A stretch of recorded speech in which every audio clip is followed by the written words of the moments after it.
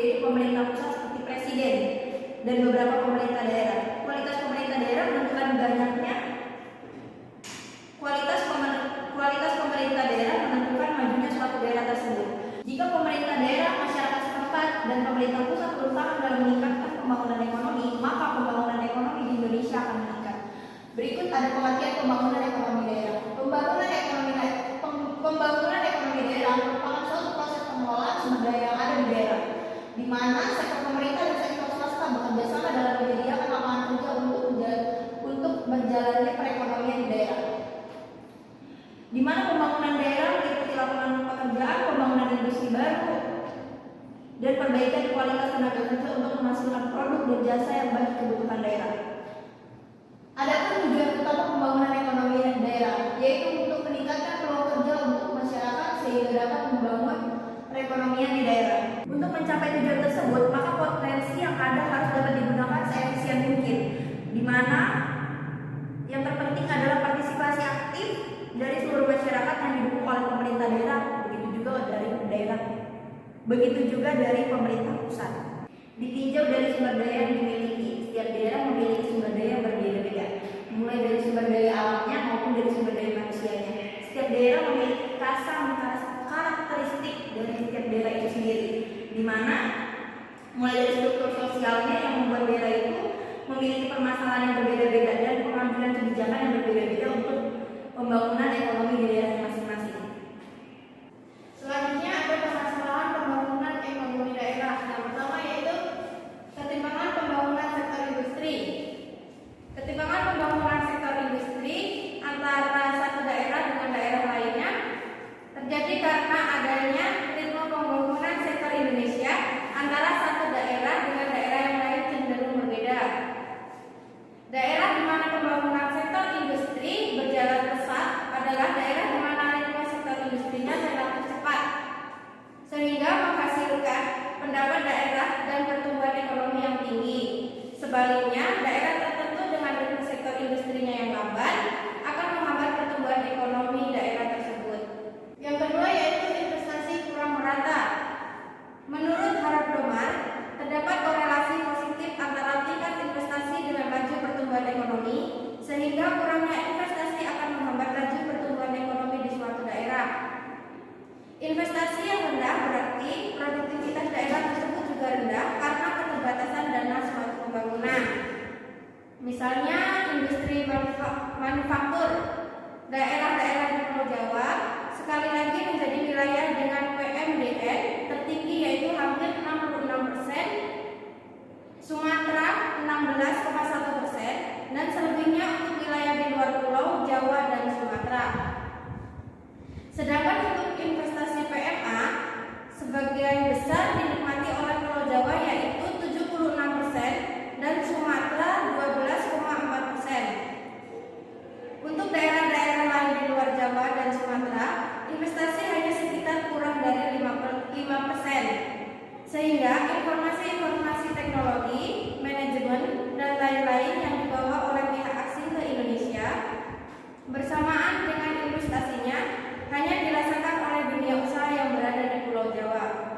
Yang ketiga yaitu rendahnya mobilitas faktor produksi. Mobilitas faktor produksi dalam hal ini tenaga kerja dan kapasitas antar daerah sangat dipengaruhi oleh perbedaan tingkat pendapatan antar daerah.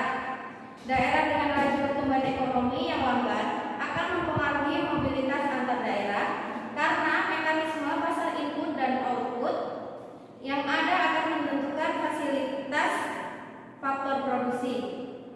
Selanjutnya yaitu perbedaan sumber daya alam.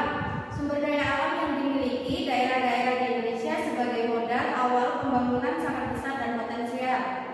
Bila ditinjau dari pemikiran klasik, dengan kondisi tersebut seharusnya kemajuan tiap-tiap daerah akan tercapai dengan asumsi bahwa daerah dengan sumber daya alam yang kaya akan lebih maju dan makmur dibandingkan dengan daerah yang miskin akan sumber daya alam. Yang kelima yaitu perbedaan demografis. Permasalahan selanjutnya yang menyebabkan ketimpangan pembangunan ekonomi antar daerah di Indonesia adalah kondisi geografis yang berbeda-beda antar daerah. Perbedaan ini akan mempengaruhi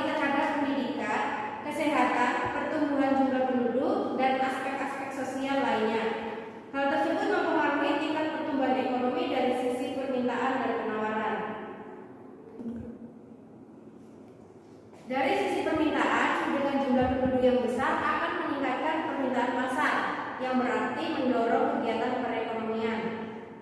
Penduduk yang banyak dengan pendidikan yang tinggi, kesehatan yang baik, dan memiliki kompetensi yang tinggi akan mendorong penawaran dan meningkatkan produktivitas.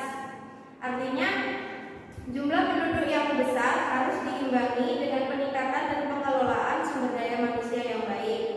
Jika tidak, jumlah penduduk yang besar justru akan menambah beban pemerintah daerah. Yang terakhir yaitu kurang lancarnya perdagangan antar daerah. Ketimpangan ekonomi regional juga disebabkan oleh kurang lancarnya perdagangan antar daerah.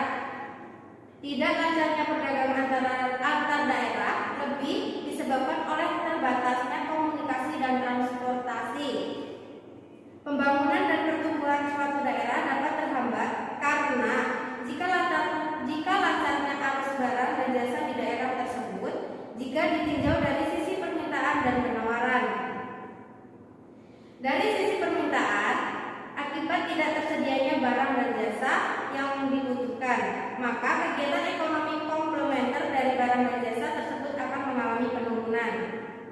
Sehingga kegiatan perekonomian yang menurun, bila dilihat dari sisi penawaran, dengan terbatasnya barang dan jasa sebagai faktor produksi yang dibutuhkan, akan menghambat kegiatan perekonomian dan perekonomian daerah tidak dapat mengalami perkembangan. Paradigma baru pembangunan ekonomi daerah. Paradigma baru dalam pembangunan ekonomi daerah lebih melihat kemampuan yang dimiliki perusahaan untuk menyediakan lapangan kerja yang sesuai dengan kondisi penduduk sekitar atau penduduk di daerah tersebut.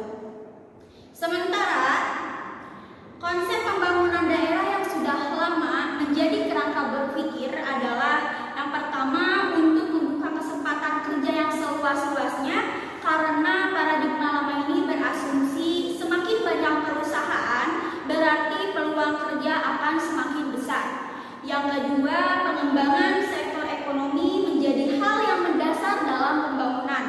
Yang ketiga, pengalokasian aset berdasarkan pada penilaian keunggulan komparatif aset-aset fisik. Yang terakhir, sumber daya pengetahuan didasarkan pada ketersediaan angkatan kerja. Maka yang membedakan yang menjadi pembeda utama antara paradigma baru dan paradigma lama adalah paradigma lama semakin banyak perusahaan maka semakin banyak peluang kerja. Sementara paradigma baru, perusahaan harus mengembangkan pekerjaan yang sesuai dengan kondisi penduduk daerah tersebut. Selanjutnya di sini ada strategi pembangunan ekonomi daerah. Yang pertama, strategi pengembangan fisik. Strategi pengembangan fisik merupakan program perbaikan kondisi fisik atau lokalitas daerah yang ditujukan untuk kepentingan pembangunan industri dan perdagangan yang dilakukan oleh pemerintah daerah. Strategi pengembangan fisik ini bertujuan untuk menciptakan identitas atau memperbaiki pesona atau kualitas hidup masyarakat dan memperbaiki daya tarik pusat kota dalam memperbaiki dunia usaha di daerah tersebut. Maka untuk mencapai tujuan pembangunan fisik diperlukan faktor-faktor pendukung. Faktor-faktornya itu diantaranya: 1. Pembuatan bank tanah dengan tujuan agar memiliki data mengenai tanah yang tidak terpakai, tanah yang belum dikembangkan, tanah yang salah digunakan. Maka dibutuhkan pembuatan bank tanah untuk mendata hal-hal tersebut. Selanjutnya, pengendalian perencanaan pembangunan. Pengendalian ini ditujukan untuk memperbaiki iklim investasi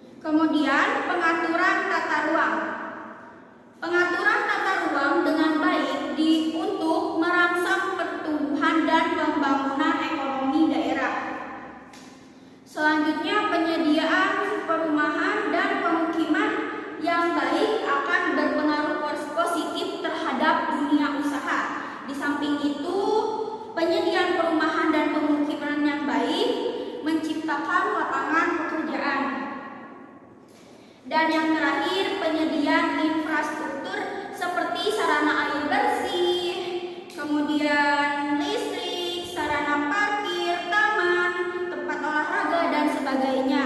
Itulah faktor-faktor untuk mencapai tujuan pembangunan terkait strategi pengembangan fisik. Selanjutnya, strategi pengembangan dunia usaha.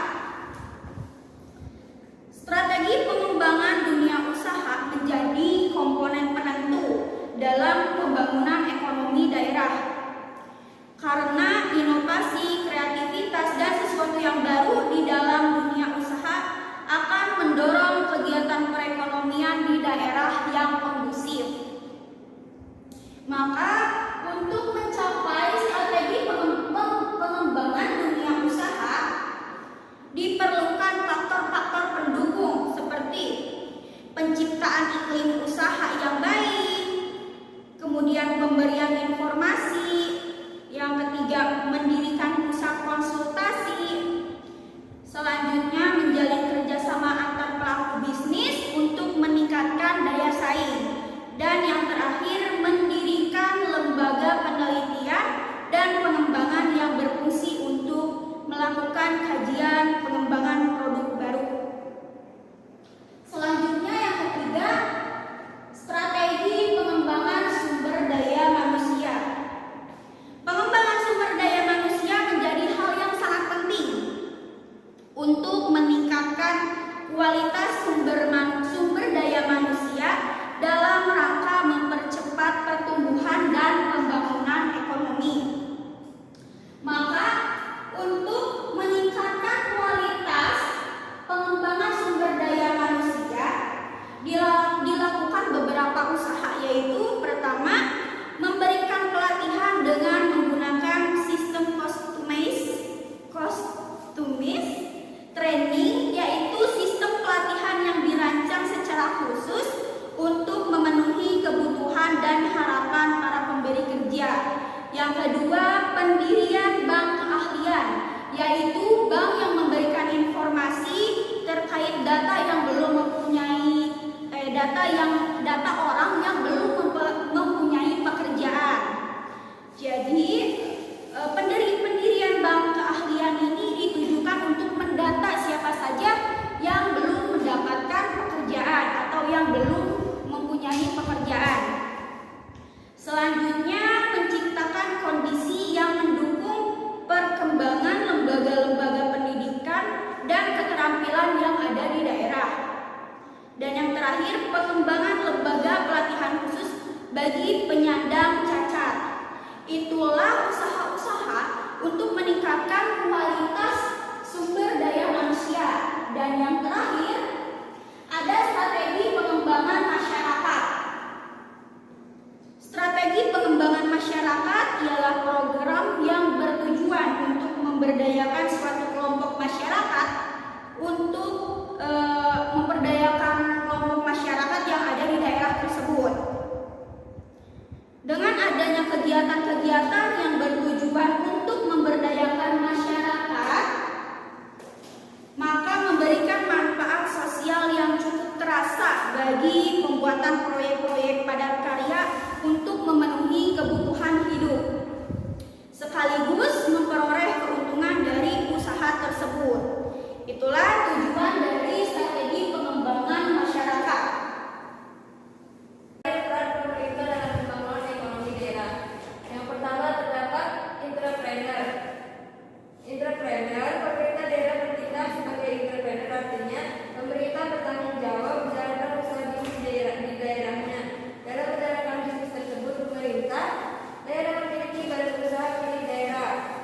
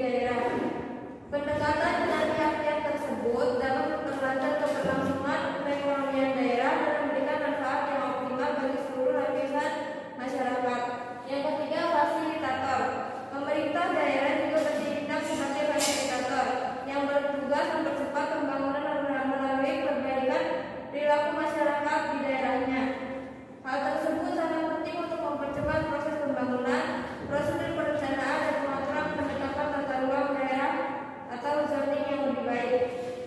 Yang terakhir, stimulator. Peran pemerintah daerah sebagai stimulator berarti pemerintah daerah bertanggung jawab untuk merangsang dunia usaha baik yang sudah ada ataupun akan memasuki daerah tersebut. Untuk itu, pemerintah daerah harus mengambil tindakan-tindakan yang dapat mengarah pada pertambahan dunia usaha seperti pembangunan kawasan industri, mengadakan pameran-pameran UKM, mendorong berdirinya UKM, dan memberikan brosur-brosur untuk UKM. Cukup sekian dari kelompok kami. Jika ada yang ingin ditanyakan, silakan sampaikan di kolom diskusi. Kurang lebihnya mohon maaf. Wassalamualaikum